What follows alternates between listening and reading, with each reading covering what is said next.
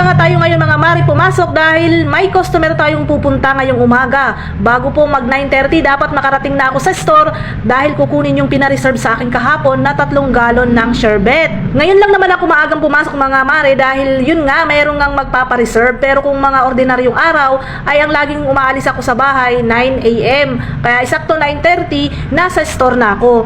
Pero dahil nga may magpareserve sa atin, kailangan ko nga talagang bilisan yung aking mga kilos, lalo na yung gawain sa bahay at yung pagluluto ng mga baon naming mag-asawa at yung may iwan ko sa aking mga anak. Medyo dinanghali nga ako ng gising mga mare. Sinusulit ko kapag walang pasok ang mga bata, kapag Sabado at Linggo.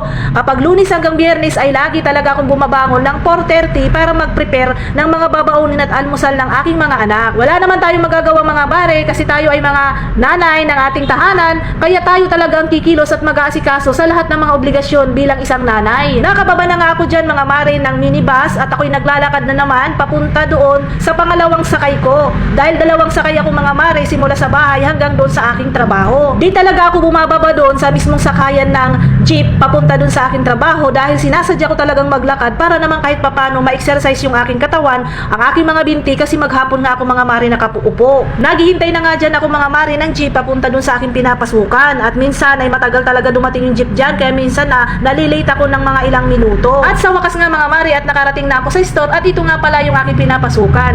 Ice cream po yan. Ang pangalan po ay Punus Ice Cream. Diyan po ako pumapasok. Matagal na po ako dito. Kaming mag-asawa ay diyan po kami namamasukan. Sobrang natutuwa nga ako dito mga mare sa aking pinasukan dahil ang pasok ko dito ay 9:30 AM to 7 PM. So sa umaga mga mare, nakakalinis pa ako, nakakapagluto at nagagawa ko pa yung mga gawaing bahay bago ako umalis. Kaya napakaswerte po namin mag-asawa na ito yung aming pinasukan. Napakabili nitong mga ice cream mga mare itong aming tinda dahil ito ay gawang Nueva Ecija at napakasarap at napaka-creamy ng kanyang ice cream. So mga mari, hanggang dito muna yung aking video. Sa susunod naman po ulit. Kung hindi ka pa po nakapag-follow, paki-follow po para updated po kayo lagi sa aking mga video. Salamat po!